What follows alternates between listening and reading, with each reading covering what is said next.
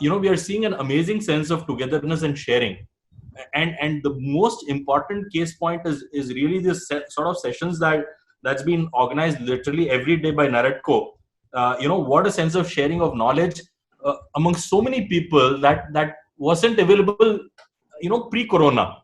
People are not willing to share today. The fact that different experts are coming, talking, making knowledge, understanding, everything available is almost at the same level of feeding the poor. Whatever is happening in the larger society that we are seeing. And I think that is something, while crisis bring a lot of costs, physical, mental, economic costs, they also sort of bring out the best in people. And we are sort of hoping that in its own way, this crisis also helps us find the best amongst ourselves, and then look at the future in a different manner. So the topic of today's conversation, I'm sure, is really about putting the RE back into real estate. And the idea is to get, at the end of it, a sense of what are the imperatives that will drive the customer in the market today. And before I get on with the topic, I just want to sort of explain, how we are sort of looking at this discussion. So we are going to broadly focus on two parts. One is the part one, which is really about the macro situation. What's happening in the world? What's happening in India? How do we understand the crisis? How do we use the knowledge that we already have of crisis in the past to navigate? Everybody's saying this is uncharted territory. If we remember, long time back, people used to take their ships and go looking for uncharted places to go. They used to take uncharted routes. So what would they use? They'll use a compass. They'll use the constellations. So the first part is really the sort of navigation that you need to require to point you into the right direction, to be able to learn from whatever knowledge is there. And that is the large, how do you get pointed out into the right direction? The part two is really more specific to your real estate business. What are the mega trends that we think will emerge that will either enable or disable our business? What should we be doing to prepare our organizations right now? The moment the lockdown gets, it's a given fact that it is going to go further. But what is going to happen after that? How do we get back to business? What are the things that we need to be doing right now, tomorrow, day after? How do we plan for that? One question that is definitely driving everybody in this thing is that how do we attempt to restart this entire marketing and sales engine? And I'm sure for a lot of you, it's not just marketing and sales. How do you restart construction? How does migrant labor come back? We are not going to be touching that. We are more on the go-to market, the consumer side, but really understanding how do you get a magic formula to navigate through these uncertain times. So the second part is what I would call your GPS or your locality map. Once you've reached a place, how do you sort of plan for that? And what we would really want you to have at the end of the discussion is, what should you be doing right now? What should you be preparing for the period ahead in the immediate future, right? I think that is the essence of some of what we will talk as we go ahead. And for the part one on macro trends, I'll just invite Anurag Singhvi, who's arguably one of the finest minds in real estate strategy. Welcome, Anurag. Thanks, Karthik. Thanks, Niranjan sir. Thanks, Rajan sir, for giving us this platform, and all the esteemed members who are here. I just want to set up the global context because I think there's a lot of discussions around, and these are extraordinary times, as Karthik said, unprecedented. We have never been this like this ever before. But I think the closest crisis which we have seen in recent memory is the 2008-9 crisis, and everybody believed that the world will close down. If we read some textbooks, from some books which has come from Hank Paulson, etc., there were a few hours from closure, right? And that would have been a dominoes effect world over. So we were very close to a shutdown, and we came out of it like a V curve, right? This happened in September 2008. By May 2009, the recovery had started to happen. And the fundamental nature of the recovery was that the government intervened significantly. In US, they came with a program called TAP, where they put in money in financial institutions like Citibank, AIG, They guaranteed the largest mortgage lenders, Fannie Mae and Freddie Mac. They underwrote all their mortgages. They put money in General Motors. So their program was, they put around $500 billion. The second most interesting thing was how China came back, right? And China said that, so their financials, they came through basically real estate and infrastructure. So Chinese economy at that point in 2008 was around $4.5 trillion, not too far away from what we are around $3 trillion. And they chose a route of pump priming the real estate, right?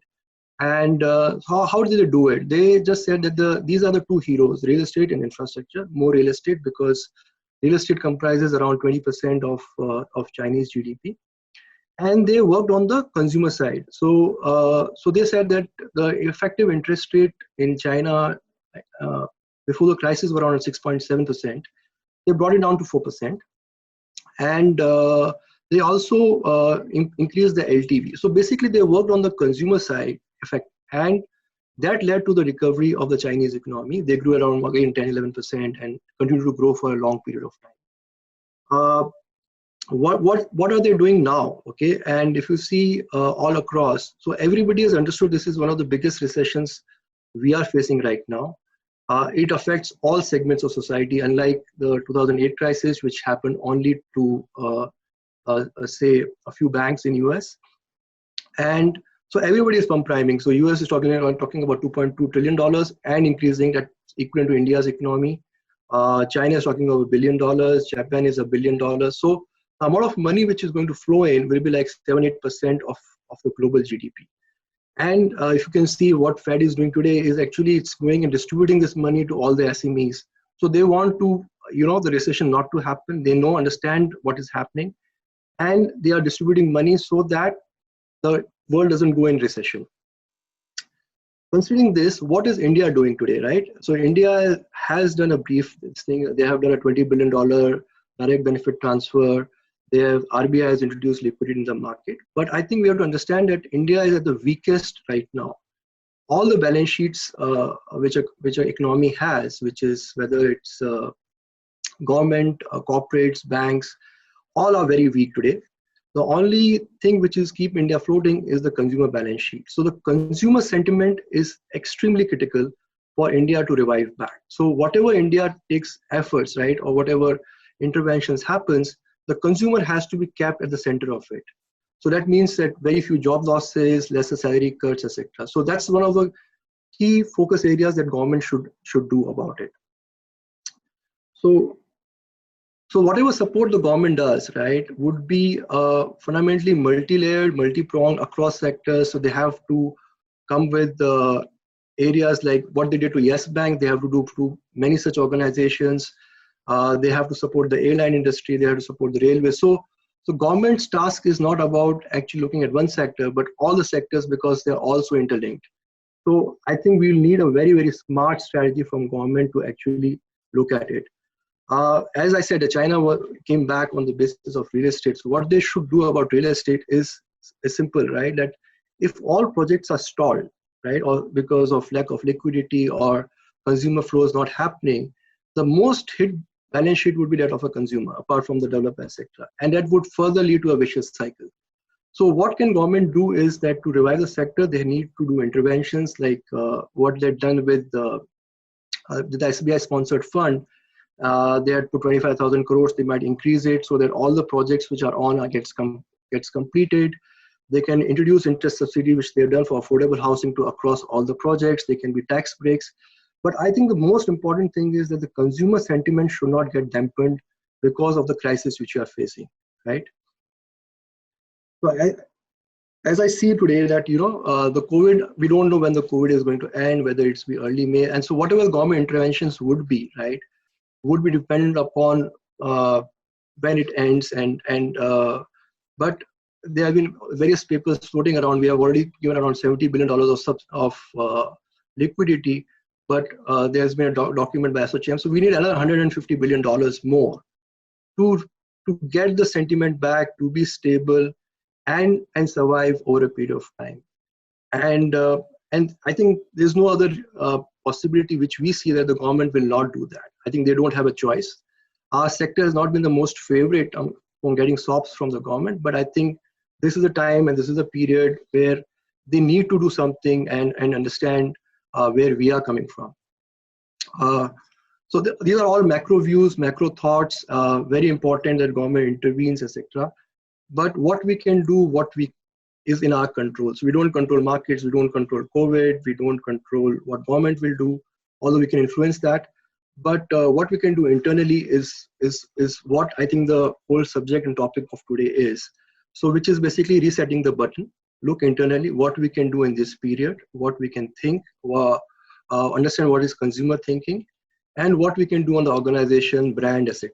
So I give it back to Karthik to talk about this. How should we face the organization, the COVID internally, considering that macro variables are not in our hands, and they keep changing, right? So what we were a month back is very different from what we are today. So the numbers, the variables, etc., the forecasting, etc., is extremely difficult in these times.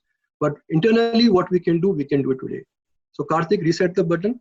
All yours. Thank you very much, Anurag, for such a clear sense of the macro situation and how we can sort of learn from whatever has happened in the past, the collective wisdom that exists among governments to take us through this crisis. I'm going to weave that with what we believe we should be doing at our end on the immediate future. Before I start, just to reinforce what Anurag said, I think it's very important we all understand the concept of locus of control. हमारा control किस चीज पे है, किस चीज पे नहीं है. And I think having a very strong understanding of that is important to believe the people who have a larger locus of control will impact the government. Rajanji, Hiranandaniji are engaged with them. I'm sure they'll be pushing the government to take the right calls, and I think that belief is there. What we need to do is really look internally and see how during crisis times, how do we prepare? What are the things that are impactful for us? And take a very clear view around that. Before I start, I think it's very important to understand that the human mind is a very, very funny thing. It's almost akin to being on a sine wave, which goes up and down like this. So in good times, we sit on the top of the curve, and we feel that life can never go down. Right, and it always feels very good, and then you believe that all things, including irrational expectations, are really the way world will move. But contrary to that, when you sit in a trough, you have uncertainty, lack of clarity. Again, your mind tells you that nothing good can happen, and all that we can really plan for, or all that we can see, is a doomsday. And in a way, that is what is going to be happening in a lot of our minds. How do I get over with this? So in a way, I have feeling that in this crisis, real estate is going to be the best prepared, because we have been in crisis for a longer time than most other people. We have a sense of what crises mean. We have an understanding of what we need to be doing. I think a lot of stuff has been worked upon for some time. We are also more stressed, so that makes us a bit more exposed. But the reality is this: the effect of this is going to be across all sectors, and we need to understand how we will sort of take it forward. One important guidance that we sort of keep to ourselves at this point of time, Anurag has been talking to a lot of bankers within India, outside India, private equity, people running other businesses. So it's very important at a business level.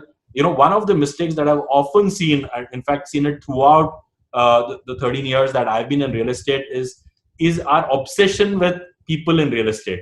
We talk only to people in real estate. We take our feedback only from them. We look at the consumer only from the point of that. And I think this is a great time. We've got infinite amount of time available with us to pick up the phone and talk across industries, understand what other people are doing, how are other industries looking. Very fascinating. I was having a conversation yesterday.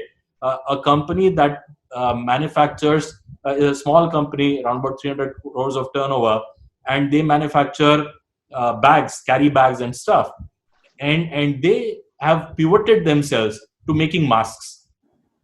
They've used the last 1.5 months to pivot, and their first quarter numbers that they're expecting is 100 crore out of sales of masks and special protective equipment. So while I'm sure we're not going to be doing drastically different from the core of our business, our business takes a lot more. But I would just say that we should be open in our mind to be able to absorb whatever is happening. And that, I think, is a very critical part of our strategy. In fact, since the time I've been in real estate, I have actively recruited people from outside of real estate, principally for this reason, that we open our mind, we don't get caught into the here and now of the situation. We need to get a broader outlook. The pandemic is going to change a lot of things. And all of us are going to come out changed in many ways. And there are going to be a lot of mega trends that will define the way our business will move forward. And I think one of the things, before I go on to the specifics of what we were doing at a company level, I think it's important to sort of spend a couple of minutes on understanding what sort of mega trends. I'm just going to be giving you some. I'm sure if you sat with your wisdom, I'm sure you'll be able to think of many other things that will be happening. But I'll just give you why I'm talking about this mega trend. One event, I mean, which I think as a crisis, if you were to look, was actually the 9/11 bombing that happened in the United States. I don't know how many of you know that the number of people who died in the 9/11 bombing were less than 3,000, and that is including the terrorists, right? And it has changed the way we fly. The amount of cost that it has added to the overall security scenario, the way we approach flying has changed interminably across the world. And it was a much smaller event if you really look at it, right? This is a larger event. So it is going to change. It is going to make fundamental changes to some of it. And I have a feeling that many of these changes may actually enable our business rather than disable it. Yes, there will be disablers. I think it is important to look at those also. But I'll just try and talk about some of these which I think are important.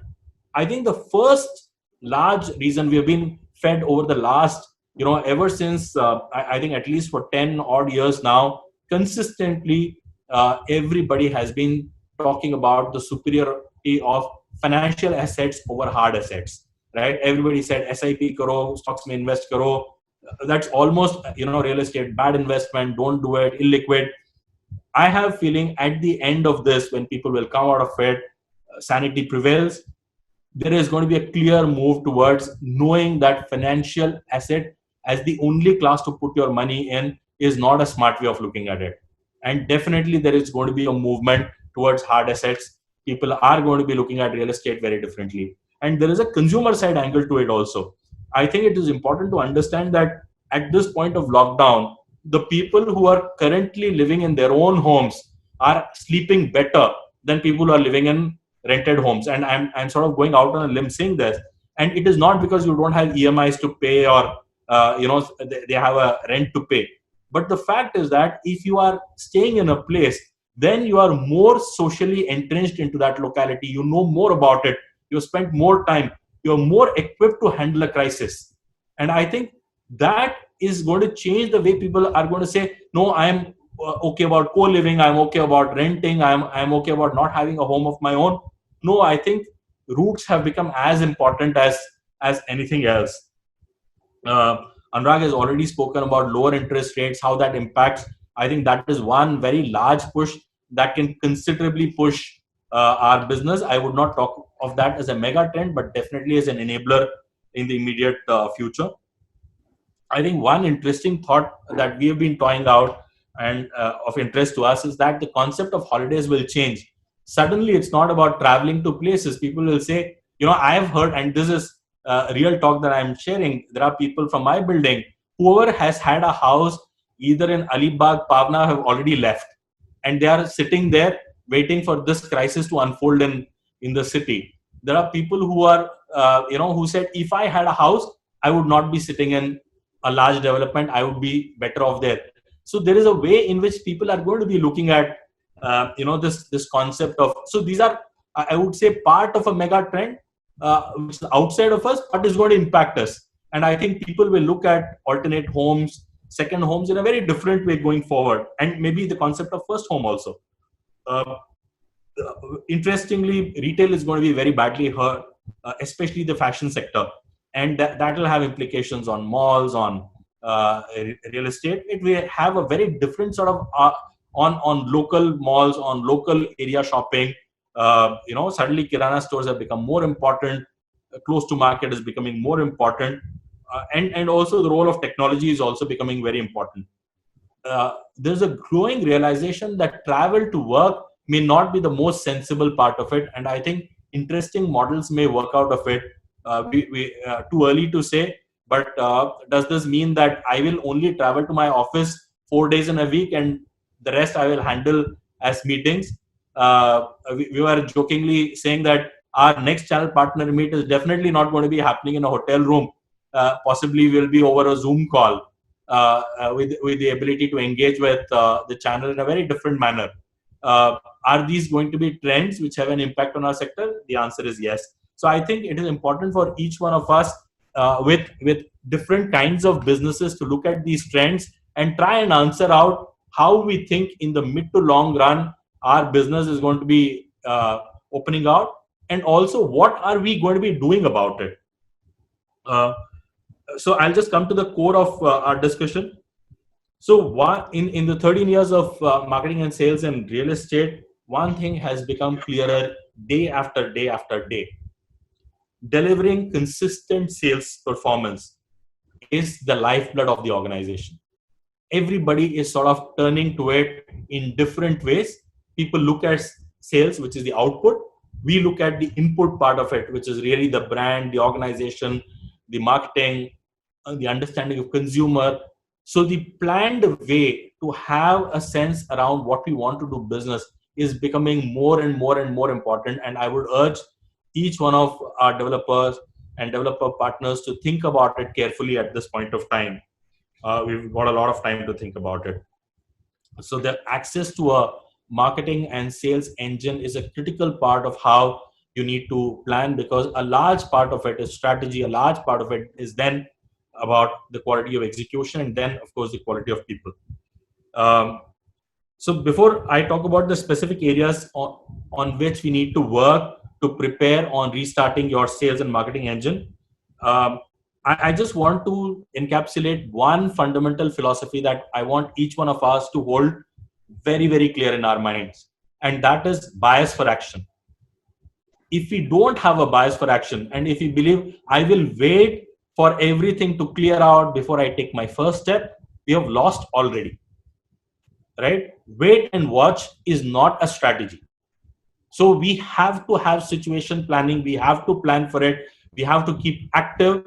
There is no way. I'll just give you a very example. The Japan Olympics have got postponed. Do we imagine that the athletes are going to wait out this period, or they are going to be using this period for more training?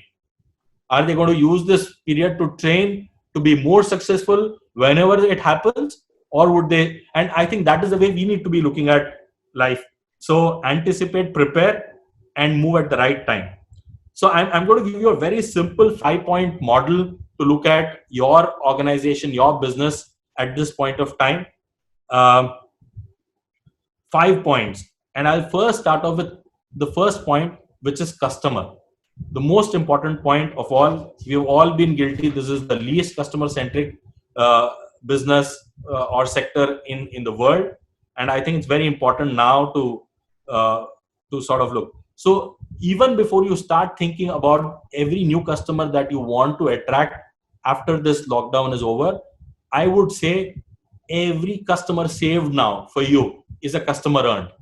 So the first thing that you need to put as a philosophy is zero customer loss policy in your company, and make yourself as the CEO responsible for it, because that cannot happen. Whatever happens, you're not going to lose a single customer going forward. It is easier said than done, but it will require a phenomenal amount of planning. So what you need to be doing is get out your customer list, put them into risk buckets basis already known information, be clear about what sort of strategy you will have. Just to say that, okay, I'll give an EMI holiday to everybody is not going to sort out.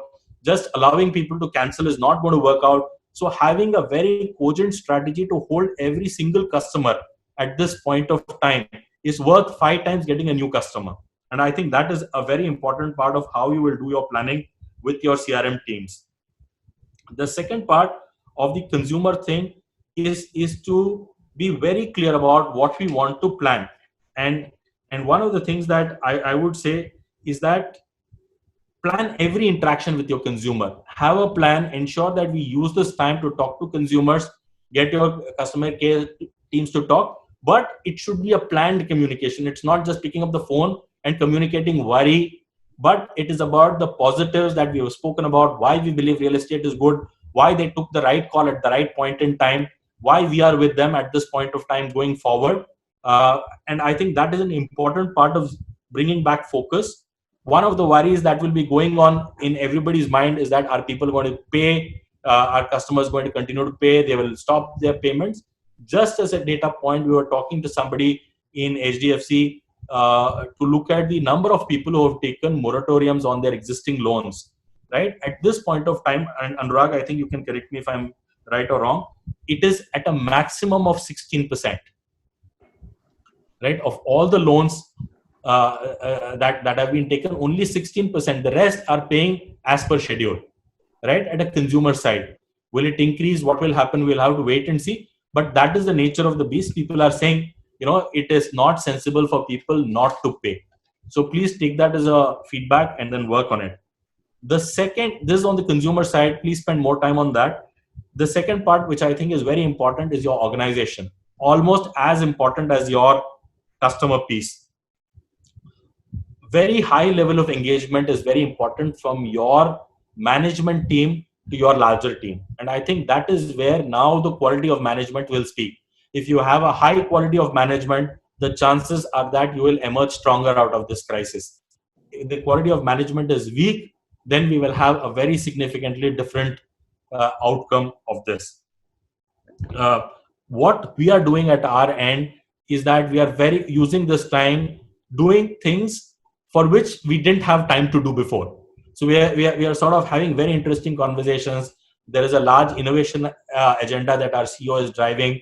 So everybody is being told that when we will meet again, whether it is physically or online, everybody has got at least 5 innovative ideas for their line of business, things that they have not had the time to think through. And we are sort of micro focusing on some of the key areas that that have been points of weakness. For instance, direct sales for us is an important part. Channel management on a large part is an important part. Conversion rates, all those things, and past campaigns, all those are important. And at the same time, we are spending a lot of time planning for our future campaigns. And I believe that this is a time where our creativity is actually at our highest. We are able to give time, and some of these projects will come out with such beautiful thoughts that makes us feel that we are going to be preparing in the right direction for it once we are out for it. Digital is going to be a very important part. So please, on the organization side, please focus on that.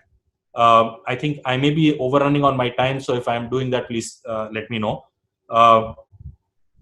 The third one, very quickly, is the product. I think it is important to know that we have lost time to delivery of our product and we will lose more time. In your existing projects, I would urge, especially the people who are on the development side and on the marketing side, to sit with a tooth comb and with the marketing team, with the architecture team, with the engineering team, and identify opportunities for value engineering. Literally go feature by feature to say what is time critical and what is not. Yes, there is a RERA, but I think we need to plan beyond that at this point of time so that we are able to reduce delays from every point of time. Get the priority for delivery very, very clear. At the same time, I think it's very important for the newer projects to start thinking what may become more important. Gate management systems, security management systems, automated, personal gym, offices in homes suddenly become more important. Lack of access to clubhouse suddenly becomes more real than what was thought before. Common drops for e-tailers at store, ability to sort of bring it back into the home. A variety of things will become de rigueur from a product perspective. And I think there's a good time to sort of think how we can add. The early movers will get better advantage of that. The fourth part, which we think is very, very critical, is brand, marketing, go-to-market, communication. I think this is almost the most important part that we want you to focus on. Marketing will move largely in a different manner. To believe that suddenly everything is going to be digital, people will do only communication across phones, it seems to be an unlikely. All the means were already there. We are going to see different ways of formats of interaction happening, multi-layered of interactions which will happen. Yet our conventional way of engaging with consumer will become even more important, because the need to sit across and talk the consumer and take him to a point of delivery of sales will become even more important. So I think the sales will become more digitally enabled rather than just digital. I think a lot of branding will move digital. Uh, Newspapers will become a bit less important, especially in the physical format. They'll become more important in the digital format. And I think communication needs to take cognizance of that. Also, the type of advertising itself will change. It'll become more rational.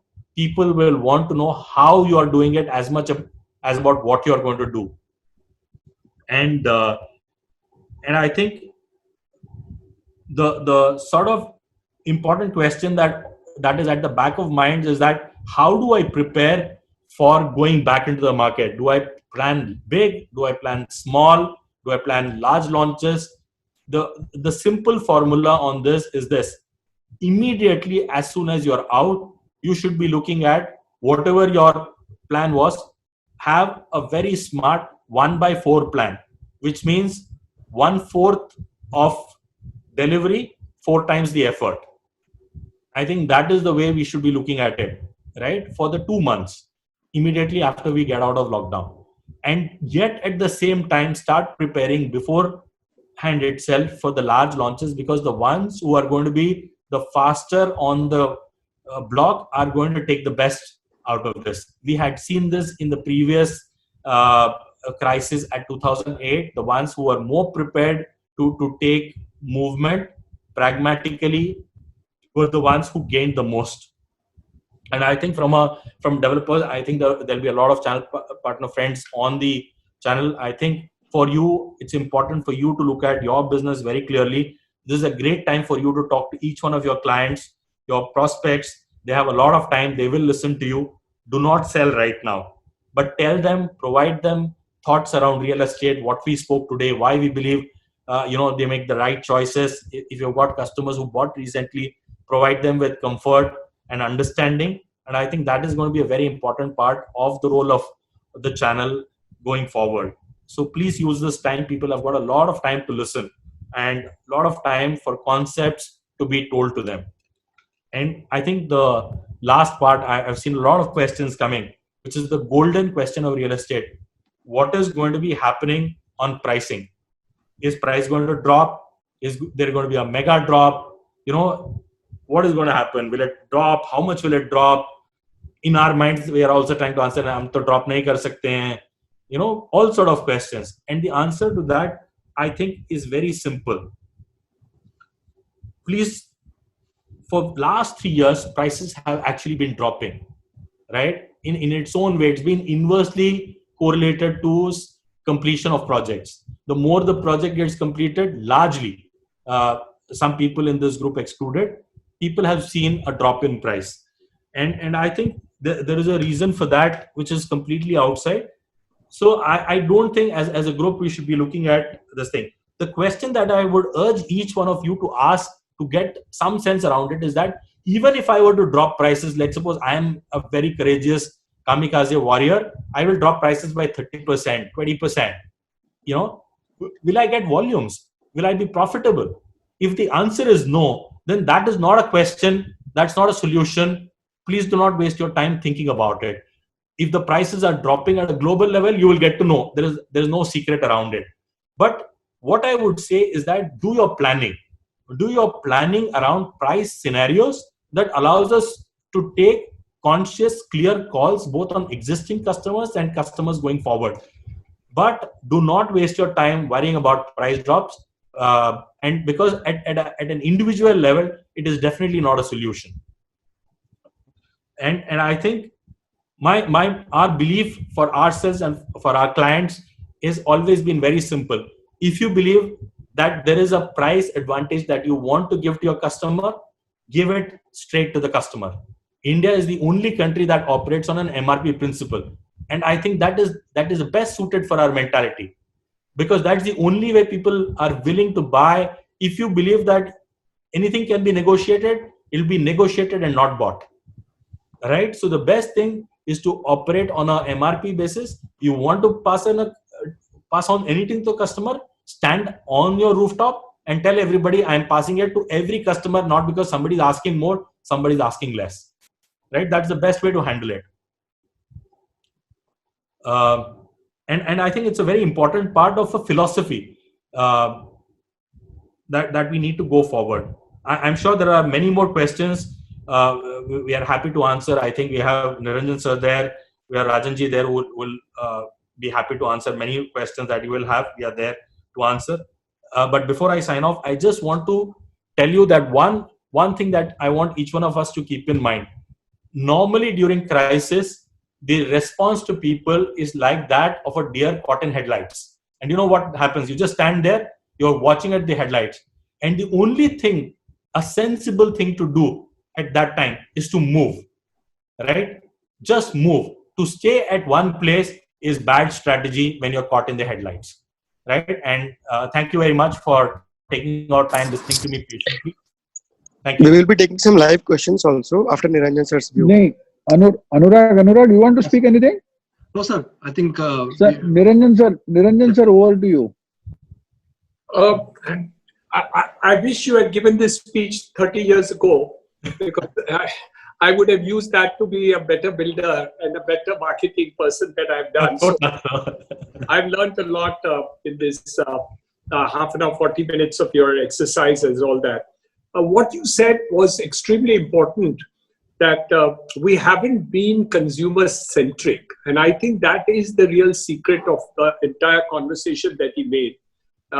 We don't take into consideration their requirements, their commitments to them, in terms of understanding what the market is, what is their capacity to buy, etc., making products suitable, change the product according to the times and situations which he talked about. I think all that was very well put up in terms of how the rollout is required to be done to attend to that issue that the consumer is king. And I think he made it extremely clear. Number two, he made very clear that don't waste your time. Don't waste your time when you have time to say that you're not being prepared for the situation which comes after that time.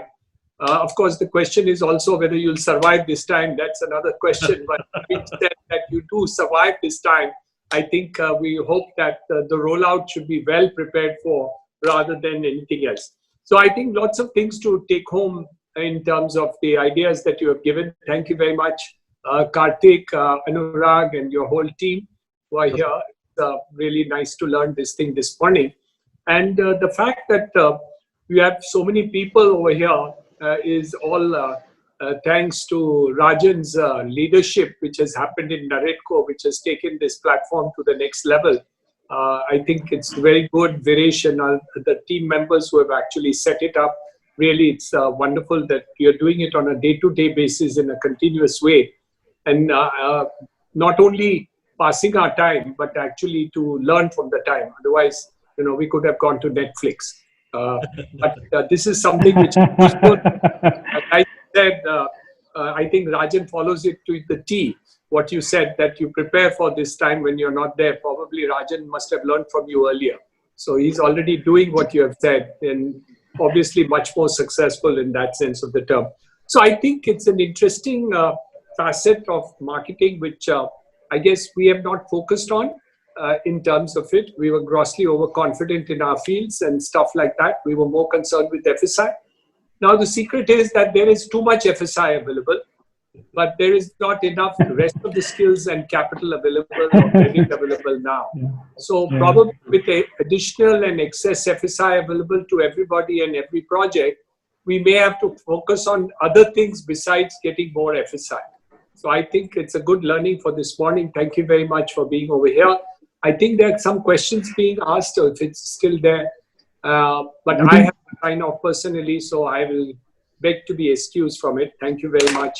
Okay. Thank you. Sir, only one thing to Sir Niranjan sir. We all are learning from you. You are our leader. Yes, sir. So we know Sure. whom to follow. And these all people are here. Basically, even though they are there to listen to Karthik and Anurag, but they know that Niranjan sir is there. So you might have seen there are so many questions for you also there. So I will not answer the questions. We will do another session with me. So if there are questions, then I will listen to the answers from Karthik. Let's see. Yeah. Have we some more time? Yeah, we have time, sir. Yeah. Okay. We have time. We are up to 1:30, 1:45.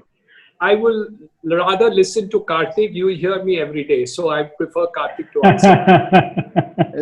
So sir, one of their teammate Pritam is also on the line. Can we start panel. taking questions? Yes, please. Pritam is there. Viresh, Pritam is there. Pritam can also talk for 1 or 2 minutes. So Pritam, if you have a question with Niranjan sir, you can start, please. Sure. Just three things I'll add to not taking too much time. A lot has been spoken and very specific. The one thing I'll start off with is action. And we've always believed in action simply because we've always been faced with the question of why action now, be it anyone across the board in our industry. So 4 years back, everyone was saying, oh, difficult times, let's wait for a good time to come, and demonetization happened.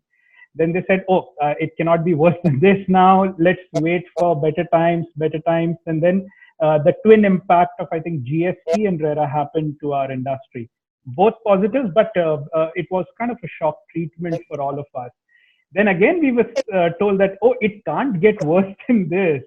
Let's wait for better times. V-shaped recovery, U-shaped recovery. आप लोग देखिए, सब कुछ अच्छा हो जाएगा, and suddenly the IL&FS crisis and the entire NBFC sector running our taps dry happened to us. We were just about coming out of this and looking at good times. Incidentally, Jan, Feb, March were so great for us and our clients as a group that we are sitting on over 1,000 bookings which we have to register and get disbursed. So it was looking positive, and everyone said, oh, now the V-shaped recovery, I can now see I'm climbing the mountain. And suddenly this happens, unexpected. No one could have predicted the scale and severity of what has happened, which brings me to the point, to the suddenness with which this has happened. And this comes from human behavior again, where the first state, as Karthik pointed out, that dear cotton headlamps, is denial. And that is one word we are very scared of as a team. What I mean by denial is it took WHO till, I think, 14th of January to declare this as an incident of kind of pandemic or then epidemic proportions that it can spread from human to human. We shouldn't be in that state of denial and be acting all this while, even in our industry. That's the first point I'll make. And to help this out, simply, Rajanji, you'd asked me offline as to how should our frontline teams be looking at life. And this goes out operationally to my frontline teams across. Trust me, what I was just doing when everyone was speaking is writing down the headlines. NAREDCO has been kind. We get e-paper every morning forwarded at 7 a.m. So I've still tried to be with my habit of holding newsprint in my hand. I'm sure that habit will go away to in shorts very soon. But coming back, the headline today in Times of India says 229 cases and Maharashtra breaks record. At 3.8 cases per million, we are still low. The commendable story of that poor Indore doctor who set an example. ET headline today says RBI says inflation will be 2.4% this quarter. Tatas have gone on to give a guidance saying go slow on capex. Same headlines yesterday, I'll not take too much time, were 82 deaths in Maharashtra. We can't step out without a mask. PM cites national emergency likely to extend the lockdown. Economic Times yesterday said lockdown may have to extend. PM says to opposition. High Court to banks, keep status quo on asset classification. You know, do any of us remember the headline on 10th of January this year? The headline on 10th of January was nothing. The front page carried a Honda ST 125 full page ad on Times of India. The next page was Skoda Kodiaq Scout launch ad. The news, then the headline, and Niranjan sir, you'll like to hear this. 2 new metros, 3 road projects to ease your commute in 2020. None of those projects are not going to see light of day, my friends. I am just telling you this. In 1.5 to 2 months, the headlines have changed, and the headlines will remain like this for some time to come. But in October of 2019, go flashback 4 months, the headlines were Big Billion Day sale. And on 4th of October, Flipkart was happy to announce that Bharat is coming towards India. They had 50% growth in number of new customers buying during Big Billion Day sale. All of this, my friends, has happened in a span of less than 6 months. So what I'm trying to say to my frontline teams here is simple. Just see your life for the next 2 months differently and the months thereafter differently. We all know that in the years to come, this comes as a blessing in a way for our sector to be looked at differently, be it in a portfolio investment safety bet sort of manner, or a stock which is at its 104-week low, and hence the only way is now up for a blue chip company also. So that is where we are looking in the long run, definitely positive, cautiously optimistic in the next 2-3 months. But our actions for the next 2-3 months, trust me, these headlines will change 15 days from lockdown. And that is where the context to our actions will change, and we all will be taking different calls, probably and hopefully more positively. Yeah, that's all I wanted to say before we take on to questions, Viresh. Select questions, Karthik and Anurag. Niranjanji, I'll just start with one, which is, I'm so sorry, but this one is for you. It says, can real estate be given an industry status which will help raising funds at affordable rates? This is off topic, but if we kill this now, we'll move on to sales and marketing then. Very pertinent.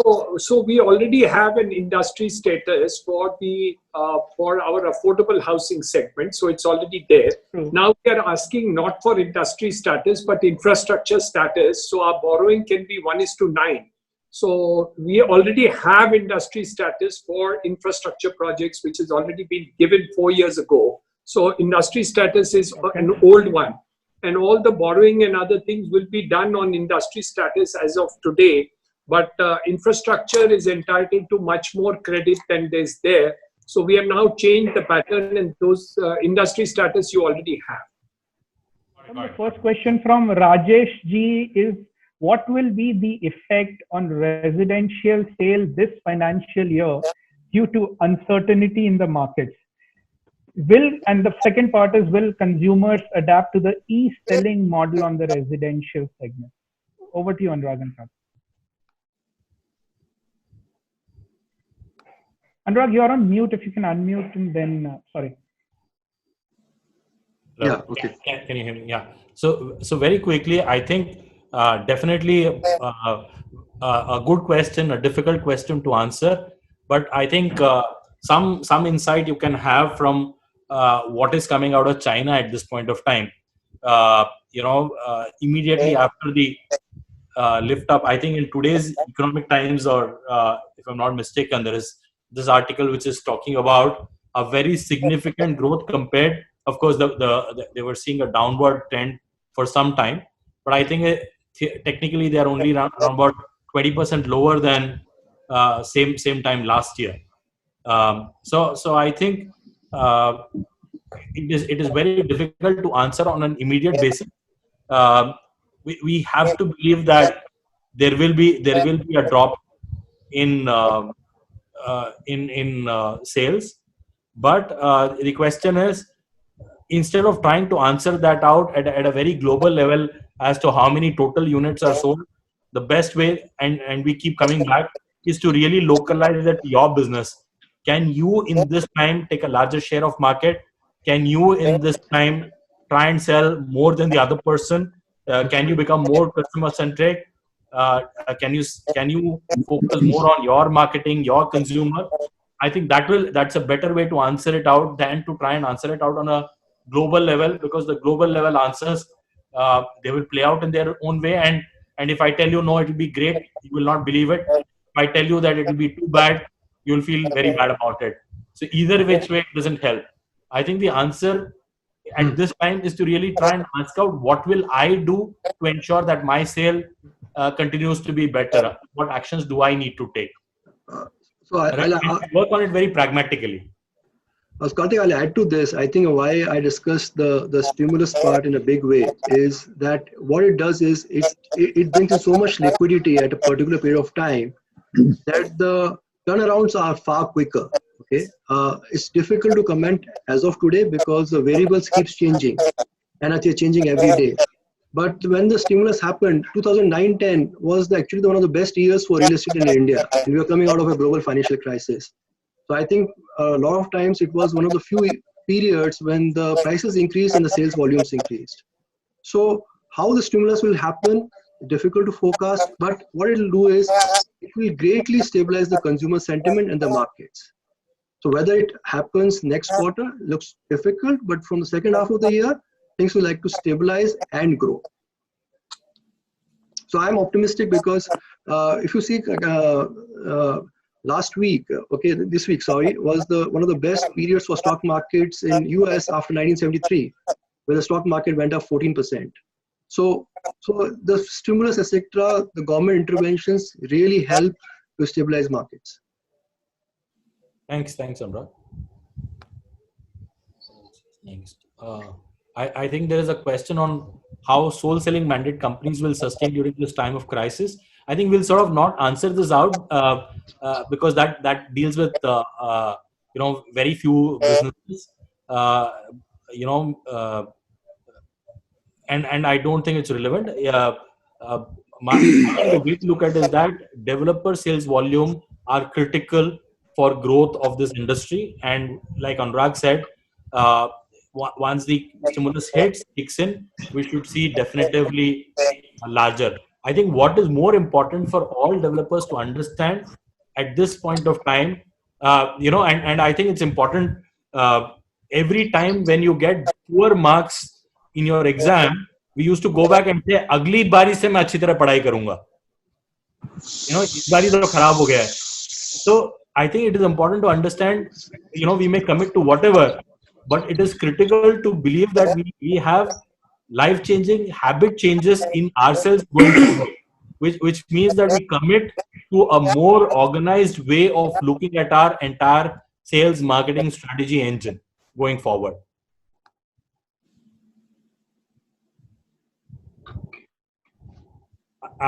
There are some questions on job security, salary cuts, loss of jobs, liquidity, real issues, real problems. But like I said, these are points out of our locus of control at this point of time. We will have to believe that there will be deferment of salaries. We have to believe that salary cuts are real. And we must also believe that eventually it will reassert itself back once the economic activity comes back. Karthik, there's another one which is more part answered, but I'll direct it to Anurag. This is from Vineet Joshi. Anurag, a very difficult one. It's crystal ball gazing, but try and take a dab at it. What's your stance on whether this is a steepest low for the real estate sector, or can we also observe a further low in this sector after the lockdown? Yeah, I think as you mentioned in your speech, right, that we always believe this is the low and we come back, right? I don't think we can go lower than this. There can be a periods when the prices etc. drops, the volumes drop, but it would come back. It has to come back. I don't think we can be producing below cost. So there can be a periods of time when we could be below cost just to be in the business, but over a period of time it will come back. It will bounce back. So there will be periods. As I said, again, it's very difficult to gauge how much the prices will drop, etc. Whether it will be 5%, 15%. It's difficult to comment at this stage. But it would be for periods of time, but it will get re-rated. Just to add to what you have both mentioned, the stimulus package, which has a long-lasting effect, and you mentioned 2008. If I'm not wrong, it was close to $150 billion that Bush had signed off then. And this time, the economic package was 2.3 trillion announced. Just by US, followed by 1 trillion, if I'm not wrong, by Japan. All this money over a period of time, and trust me on this, all of you, we saw action from US. Again, they weren't, blindsiding this. They acted upon it immediately. Within the first 10 days of the announcement of the stimulus package, they were disbursing close to 30 billion US to SME businesses on those loans. Out of, I think, the 300 billion to 400 billion planned for SME. So that money is coming in today, and it will have a snowballing effect, of course, not immediately next week or next month. So I think, Preetham, what it does is that, look, we have a large IT presence, right? With this kind of capital, the IT companies gets insulated, right? A lot of this money will go into supply chains across the world and to stabilize them. But I don't think a lot of this money is going to come to India, except for capital markets. I don't think a lot of real estate funds are going to come to India because money is cheap in US. They would be finding buying opportunities in US itself. Okay. So we have to depend, our sector has to depend upon the capital which is available in India, right? And that would mean that suddenly public sector banks becomes very important because a lot of this capital would be coming out of public sector banks. So SBI certainly becomes a very critical part or wheel of transmission of this money to the real estate sector. Correct. Preetham, Ashok Monani is also there on the line, as well as our Vice President Prem Kumar is there, Anil Suri is there. Ashok Monani, if you would like to ask or throw some light on this subject of sales. I just want to know from Anurag and Karthik, what is the one thing that you would want to tell the developers? You've told many things, of course. I mean, I've taken the points with great value. But what is the one thing that we need to do in this emergency? Because I understand that emergency will be ultimately converted into an urgency situation. We always, react to things. Okay. So what should we do so that we are able to handle ourselves in the future also? Am I clear? Yes, sir. A very difficult question to bring it down to one answer, sir. So the way I would look at it is, sir, what I was also saying is what I would call pragmatic preparedness. We have to be pragmatic. The idea is not to start thinking about, in fact, there is an interesting mention about people buying land in China right now, because suddenly that's becoming, available all of a sudden. Great deal. I don't think we are going to be in that position, but definitely from an organization perspective, I would say that all parts of the organization should not vegetate. They should be creatively thinking. They should be preparing, using this time valuable. And one thing is very clear: nobody's going to be working 8 hours. But can we at least get 2-3 hours of productive time every day? If we can do that, stay prepared, then we will be better equipped to get out of this whenever the situation opens out. So Karthik, I'll just answer one more thing on this. I think everybody should not stop construction. So restructure your loans, do whatever, but the construction should not get stalled. I think that's the one single most thing, because if that gets stalled, the consumer flows will not come and you'll get into a vicious cycle. So you need to work with the banks to get the money flow going, whatever it needs to do, but the construction should not get stalled. Anurag, yes, we will not stop the construction, but you and Karthik both together start getting funding us also.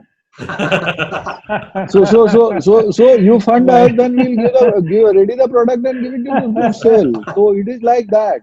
करना पड़ेगा तो sir. बोलता है ना finish product के पहले raw material के लिए आप पैसे दे देना. अच्छा प्रेम. The question is, as a real estate consultant with the team of 5 to 6 members, how do you think we should be utilizing this lockdown period? Also, what kind of training to be conducted for the team members, and if you refer to some reference material, blah blah blah. So I think it's a very good question, and it's a clear case of bias for action.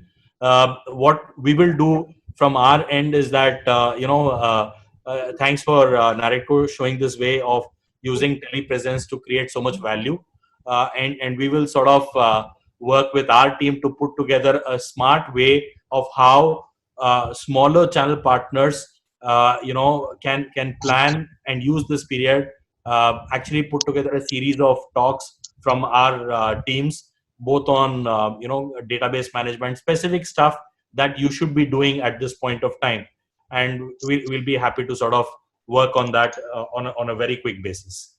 Yeah, Preetham, we should take this up with Vikas and then get back to the larger channel community. Yeah. Preetham, now let Viresh take. Preetham, now let Viresh take live questions. There are people who are waiting for live questions. Sure. Okay.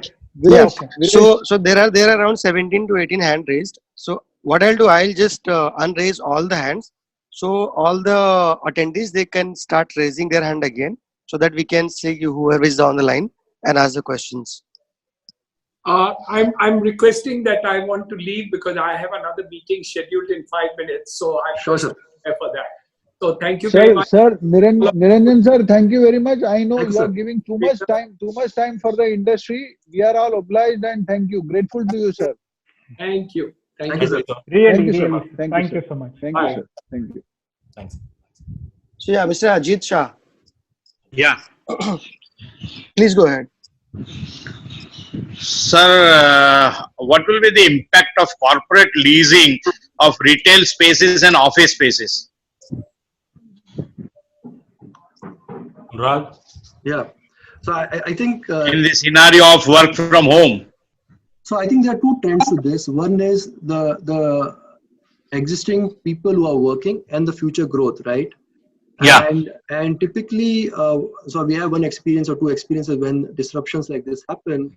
Office demand goes for a toss because people are uncertain about the future, so they don't plan out on the office space and employment, right? So effectively, all office leasing future gets postponed.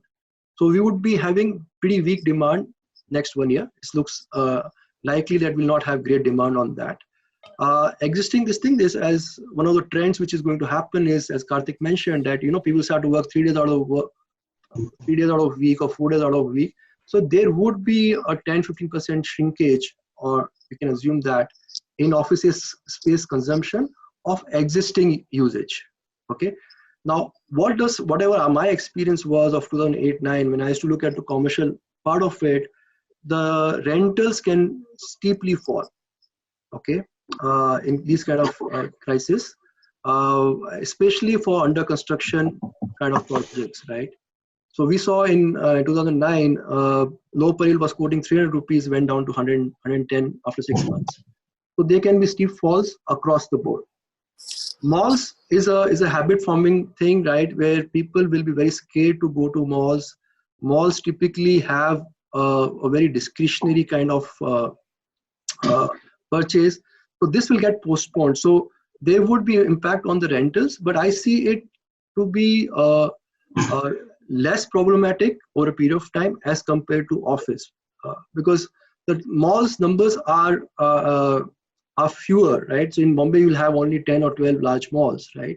So the supply of malls is limited. And once the sentiment improves and we're more confident about going out, malls will going to come back. Office space will take a longer time. Next, Sagar. Sagar, you can introduce in one line for yourself, and then you can tell your question is to Karthik or to Mr. Anurag. Hi, so my name is Sagar Salunke. So my question to so according to the ministry's report of December 2019, the real estate sector would contribute to 13% to GDP by 2025. So in the next 5 years, it would contribute to 13%. That's what they have estimated. So after this corona impact, would it still hold true? And if not, then how much we could progress, or how much you think in next 5 years the real estate sector would progress? So I think at 2025, the government is also projecting a $5 trillion economy, right?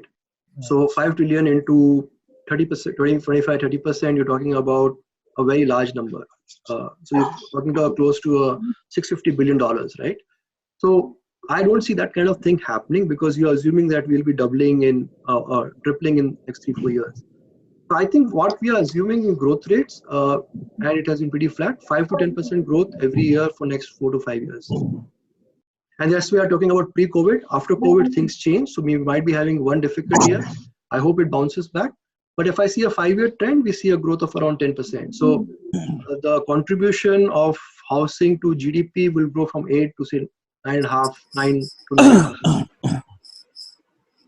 Mr. Jay Bed. Hello.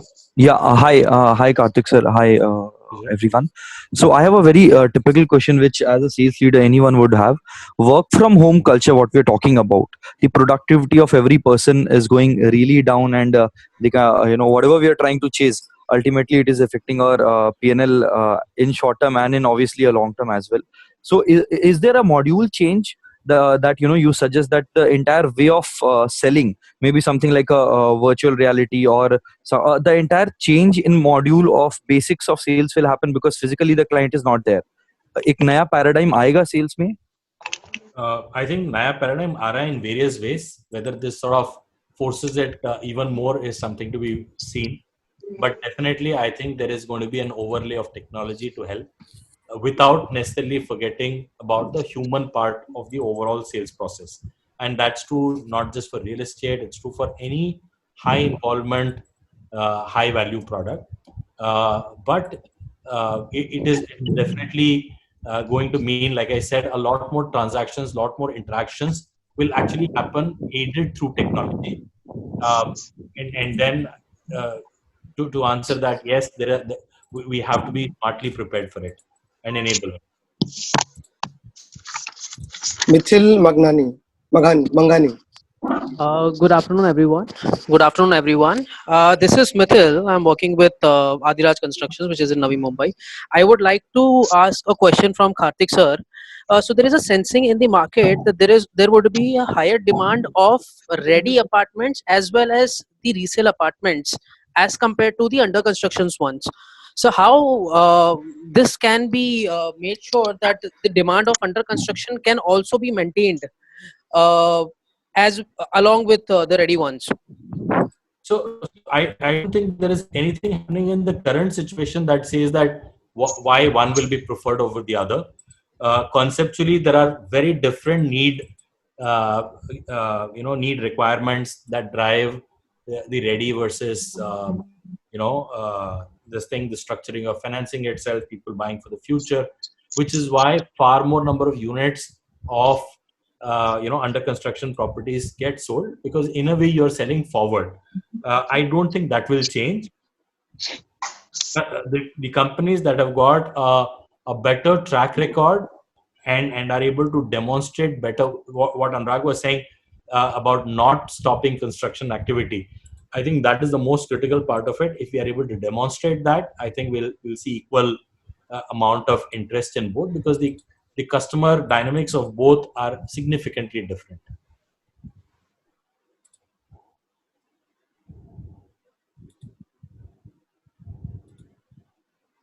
Hello. Mr. Sudarshan Lodha.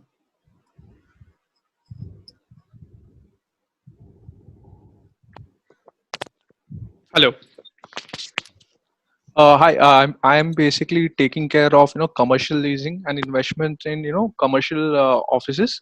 I would like to understand from Mr. Karthik, what do you see a trend where commercial offices will go on a back foot in terms of investments, or do you see quality A grade offices will come, in good demand?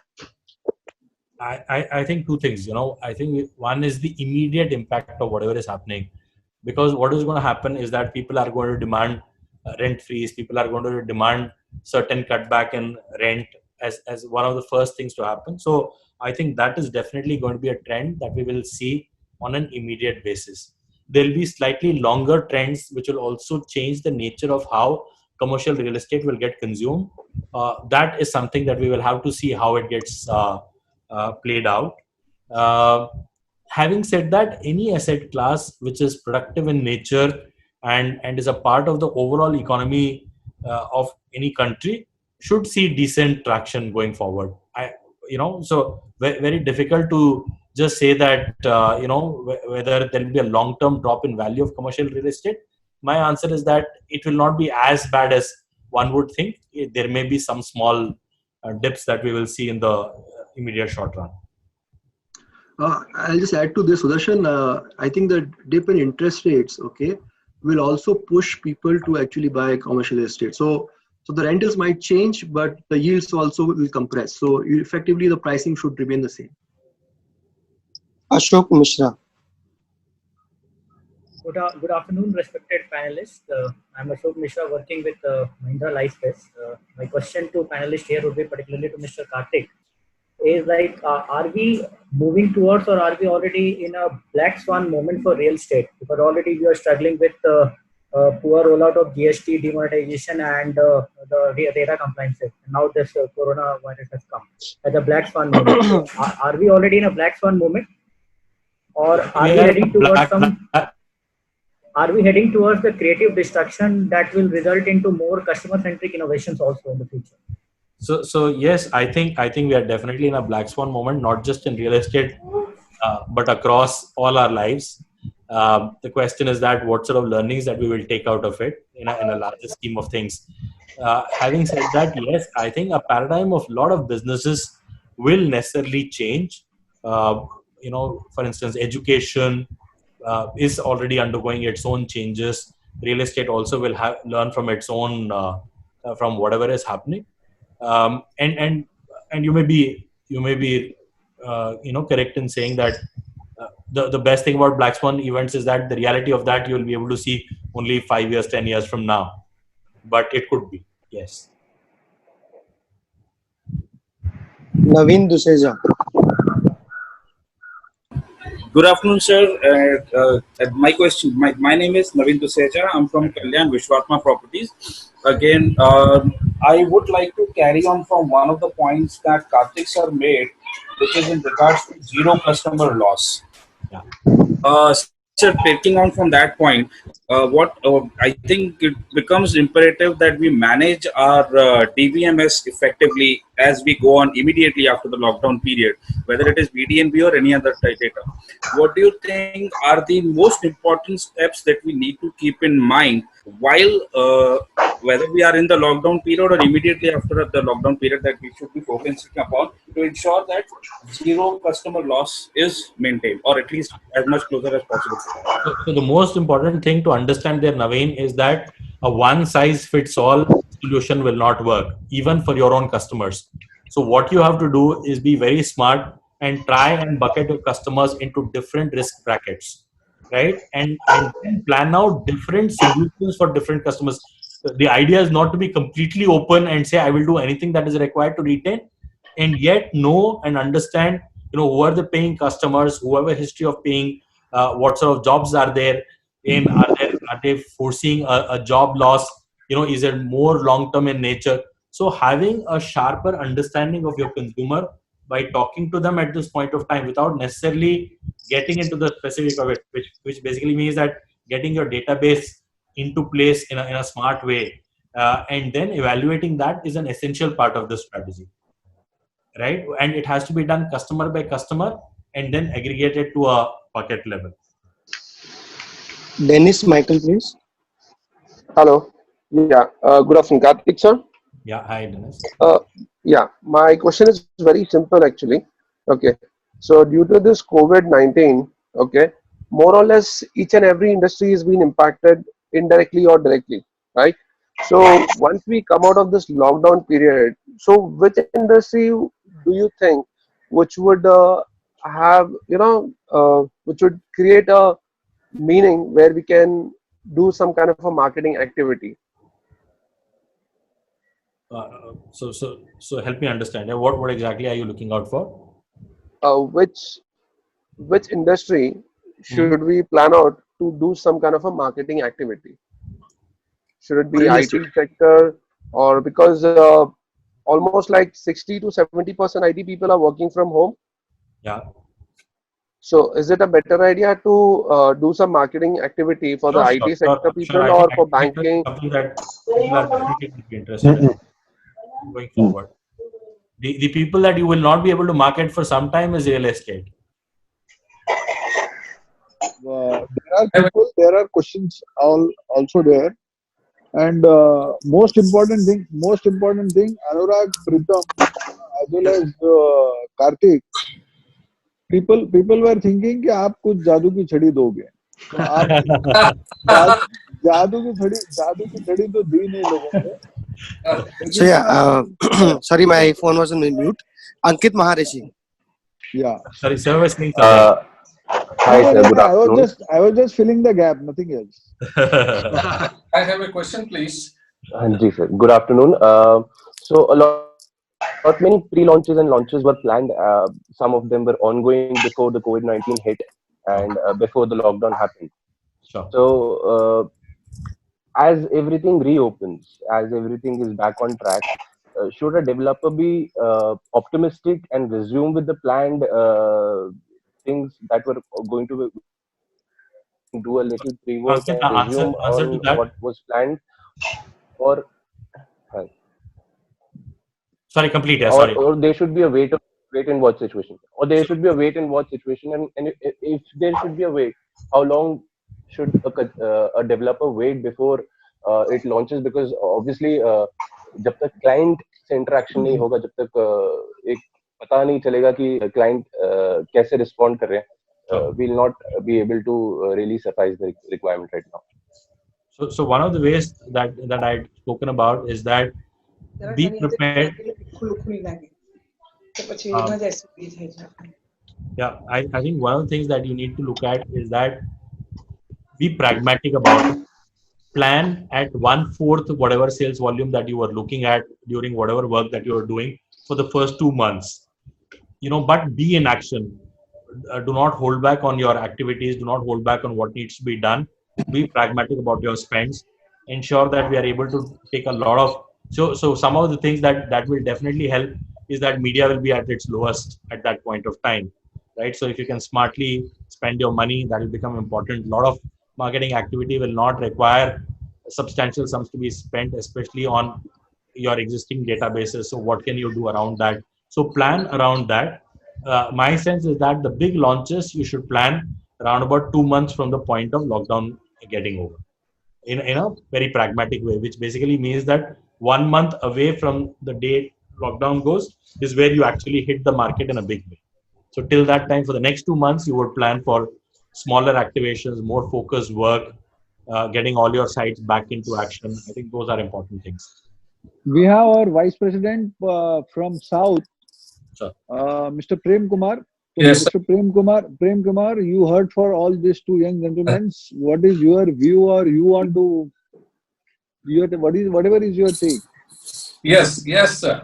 So, a lot of interesting things were said, like, zero customer loss policy, and then you talked about high level of engagement and not to stop construction activity.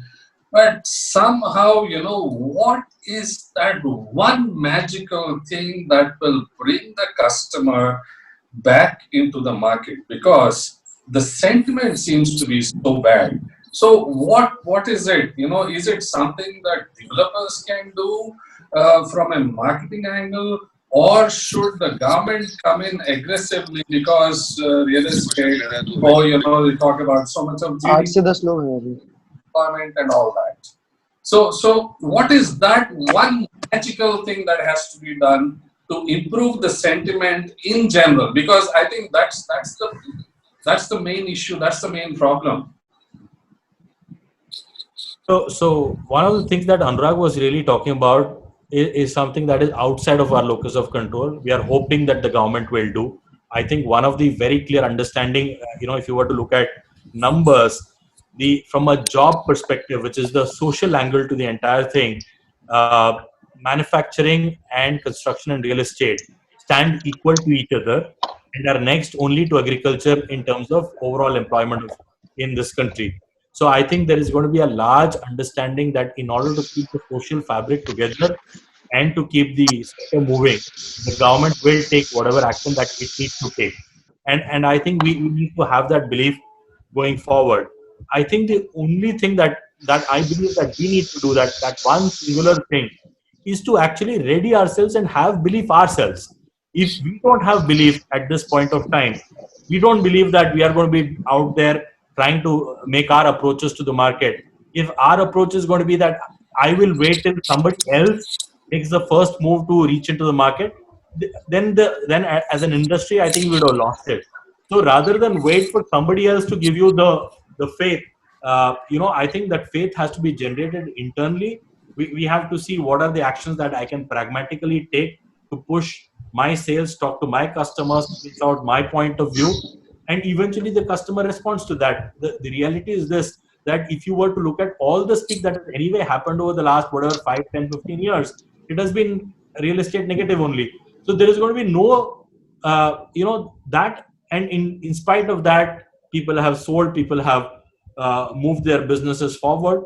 So I think the maximum service that we can do to ourselves is to add to the faith that we have on our sector. If we believe that this is an important part of the portfolio of a consumer, if we believe that more and more new customers should be buying their new homes, first time buyers should come back into the market, and there are enabling circumstances that happen around us, the eventual act will happen. If we are not there, whatever the government does, there will be no payback if we don't believe and we are ready for taking action at our end.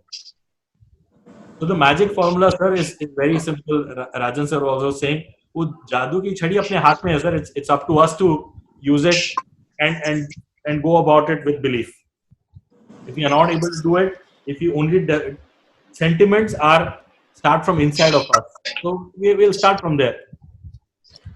Yes, sir. Viresh, any questions? Yeah, we will end up by 2 o'clock. So, sir, two or three more questions. Viresh. Mr. Mukesh Yolle, yeah. What about Pune market, affordable housing and commercial? Karthik Anurag, he is our vice president from Pune. Yes. He is asking, he wants to know when he should start his sale. He has projects to launch. तो इसलिए वो पूछ रहा है आपसे कि वो जो मैंने बताया ना जादू की छड़ी, ऐसे जादू की जड़ बूटी मांग रहे हैं आपसे कि कब लॉन्च करें. जब तक संजीवनी बूटी नहीं चाहिए तब तक ठीक है सर. So मतलब just to elaborate his question, he is telling you how do you look at residential affordable market as well as commercial market, especially in Pune, because Pune was doing very well. Like after Bangalore, I think Pune was one of the best market. Yes, sir. And now unfortunately after Mumbai, Pune is the worst hit after Corona. True, sir. Right. So just if you can throw some light on that. Sir, I just answered this, right? Because it's a more a macro question rather than a micro, and we are not in Pune, so we are answering on slightly from a higher 36,000 feet. But fundamentally, Pune, the biggest employment is IT, right? And so that's why the global markets becomes very, very critical and how they function, etc. Right? Whatever, as I said again, I was going to repeat that if the US market is able to stabilize, it will lead to a stabilization of all the people who service the global markets. And if that happens, then Pune market will be one of the first to revive. Pune and Bangalore, which are totally dependent upon the global markets. So my view is that once a stabilization happens, the Pune market is going to come back. Affordable housing always does well. There's always a demand. Once the stability happens, then the affordable housing market as well as the mid-income market, both should sell. Viresh, we'll take one last question. Anup Karnani and Maulik Dave, 2 last questions. So, okay. Anup Karnani ji. Hello, Anup Karnani. Shift to Maulik. Maulik Dave. Hi. Hi, Karthik. Hi, Anurag. Hi, hi. And thanks for your amazing insights into the marketing world of real estate and how we should be planning our projects in future and near future and in long term future. Yeah, and also thanks for strengthening our belief in the law of karma, that you keep doing your karma and don't worry about the fruit because that is anyway not in your hands. I would like you to ask one question, Anurag and Karthik. See, Yes, we sir. have been talking about marketing in general for real estate, but in real estate, we have a lot of other sectors, specifically redevelopment, commercial, retail, and residential. So the more focus of your marketing strategy, what I felt was highlighting on the real residential sector. Exactly. Can you throw some insights on the redevelopment sector in Mumbai, specific to Mumbai, please? And how what should be done, and anyway, see, redevelopment is suffering a lot. So some insights on that, on the strategy part, please. So I think redevelopment is actually again market driven, right? And markets not being bad, so redevelopment projects will get stalled, right? So right now, whichever projects are on, which are brownfield, would be the focus of every developer, every financier. Okay, so without capital, no redevelopment project will take off. So if I'm a financier, I would be typically looking at my existing portfolio and where the support is required in terms of capital, in terms of maybe helping and in other parts. So restructuring, etc. So I don't see any capital flowing to redevelopment assets. Okay, and the consumer sentiment is one macro part, but the capital part will be not flowing into the redevelopment projects. Karthik, Sorry. Your point, Karthik, your viewpoint. So pretty much the same as what Anurag is saying. But in terms of sales, see, this is on the funding side. In terms of sales and the existing project which have already taken off, and there are some large developments and redevelopment too, which are coming up in Mumbai. Sure. Like in Mahada and other SRA. Sure. So what should be their strategy? So I don't think the strategy fundamentally redevelopment is more the acquisition of land part of it. On the consumer side, the mechanism of thinking and delivering remains pretty much the same. So whatever you would do for all your other projects, you need to work on it. I think the need for more belief that eventually delivery will happen. Redevelopment has had a patchy record. So more focus on the brand, more focus on providing clarity of how construction is happening, keeping your customers informed, ensuring that your local area from where most of the redevelopment demand gets generated is aware of how the project moves ahead. So there may be more local, more specific work that you will have to do, and defining the boundaries around that will make it intense, but obviously relatively less expensive than what you would do with larger developments that are not redevelopment. Okay, thank you so much. So the last question of the day, Anup Karnani is there on the line. Sure.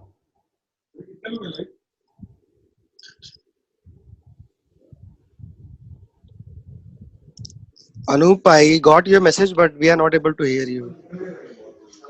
Hello.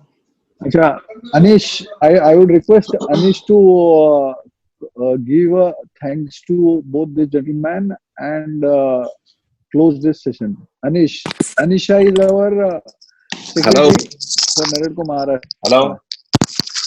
Anish, over to you. Anish, unmute your mute. Unmute. Mic. Anish, mic open kar. Anish. Sir. Hello. Anish, તારું mic બંધ છે.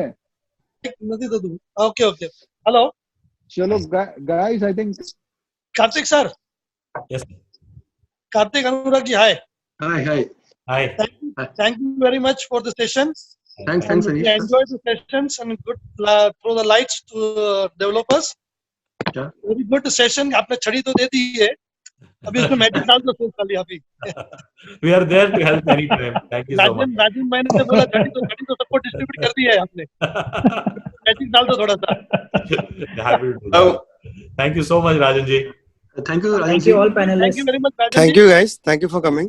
Thanks, Anish. Thank you, Rajan ji. Thank you, NAREDCO, and everyone. Please stay safe. See you on the other side of the lockdown very soon. Thank you very much, sir. Thank you. Thank you. Thank you. Thank you very much. Thank you, Pritam. Thank you, Anurag. Thanks, Thank you, Karthik. Thank you so much, sir. Thank you. And thanks to all participants for joining. Thank you. Thank you. Thank you, sir. Thanks. Stay safe, stay blessed.